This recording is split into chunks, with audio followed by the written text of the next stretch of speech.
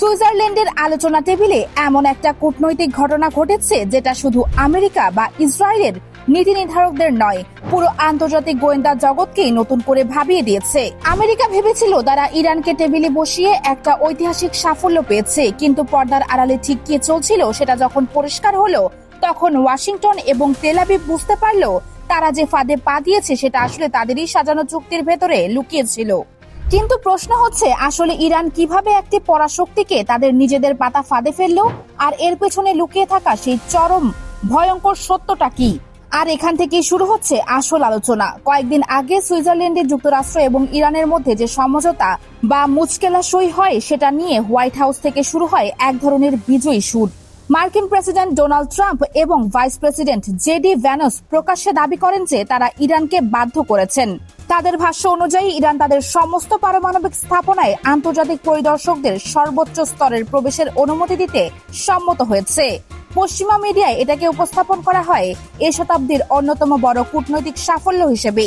কিন্তু এখানেই বিষয়টা আরো জটিল হয়ে যায়। যুক্তরাষ্ট্র যখন এই সাফল্যের দাবি করছিল, ঠিক তখনই তেহরান তাদের অবস্থান পরিষ্কার করে দেয়। ইরান জানিয়ে দেয়, হ্যাঁ, তারা পরিদর্শকদের ঢুকতে দেবে, কিন্তু শর্ত একটাই, আমেরিকা এবং ইসরায়েল মিলে যেসব পারমাণবিক সাইটে সাম্প্রতিক সময়ে হামলা চালিয়েছে, সেই ফোর্দো, নাতাঞ্জ এবং ইস্পাহানের মতো কেন্দ্রগুলোতে কোনো পরিদর্শক ঢুকতে পারবে না। ইরানের যুক্তি ছিল অত্যন্ত সাধারণ, হামলায় সেখানকার সবকিছু ধ্বংস হয়ে গেছে, ধ্বংসস্তূপের ভেতর দিয়ে নতুন করে পরিদর্শন চালানোর কোনো মানে হয় না। এরপর সামনে আসে আরো গুরুত্বপূর্ণ তথ্য। এই একটি মাত্র চুক্তির পর পেন্টাগন এবং তেল আবিবের গোয়েন্দা সংস্থা মোসাদের সদর দপ্তরে যে প্রতিক্রিয়া তৈরি হয়, সেটা ছিল চরম হতাশার। কারণ ফোর্দো এবং নাতাঞ্জ ইরানের পারমাণবিক কর্মসূচির মূল হৃৎপিণ্ড। আমেরিকা ও ইসরায়েল ধারণা করছিল তাদের সাম্প্রতিক বোমা হামলায় স্থাপনাগুলো পুরোপুরি নিষ্ক্রিয় হয়ে গেছে, কিন্তু সামরিক এবং গোয়েন্দা বিশ্লেষকদের একটা বড় অংশ এখন যে তথ্য দিচ্ছে সেটা ভয়ঙ্কর।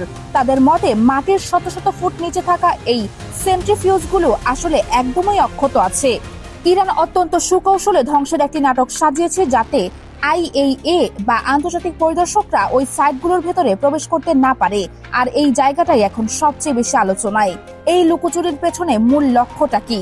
গোয়েন্দা তথ্য অনুযায়ী হামলার আগে এবং পরে ইরানের কাছে যে পরিমাণ 60% সমৃদ্ধ ইউরেনিয়াম মজুদ ছিল, তা দিয়ে খুব সহজেই কমপক্ষে 12টি পারমাণবিক ওয়ারহেড বা বোমা তৈরি করা সম্ভব।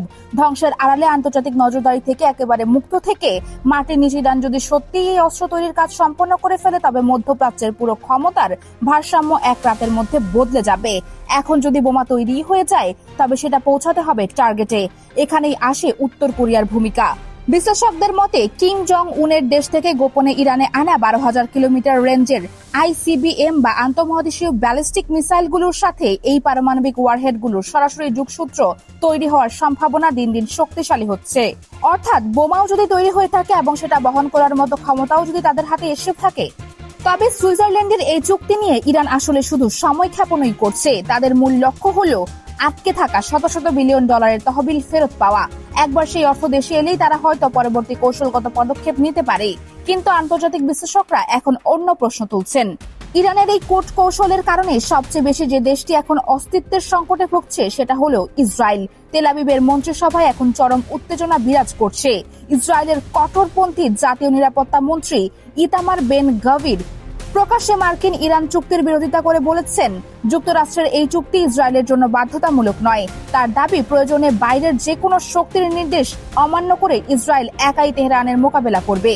অন্যদিকে প্রধানমন্ত্রী বেনিয়ামিন নেতানিয়াহু ইমার্জেন্সি বৈঠকে বলেছেন, ইরানকে কোনোভাবেই পারমাণবিক অস্ত্র অর্জন করতে দেওয়া হবে না। আপনার কি মনে হয় এটা শুধু কাকতালীয় যে ইসরায়েলি মন্ত্রীরা একযোগে এত আক্রমণাত্মক বক্তব্য দিচ্ছেন, নাকি এর পেছনে আরো বড় কোনো পরিকল্পনা আছে? বিশ্লেষকদের মতে জিওপলিটিক্সের ভাষায় এই ধরনের আগ্রাসী বক্তব্য কোনো শক্তির প্রমাণ দেয় না, বরং এটি চরম অসহায়ত্বের বহিঃপ্রকাশ। ইসরায়েল যে আমেরিকার বিলিয়ন ডলারের সামরিক সহায়তা ছাড়া নিজেদের আকাশ প্রতিরক্ষা ব্যবস্থা শক্তিশালী করতে পারেনি, সেটাই ইতিমধ্যে প্রমাণিত।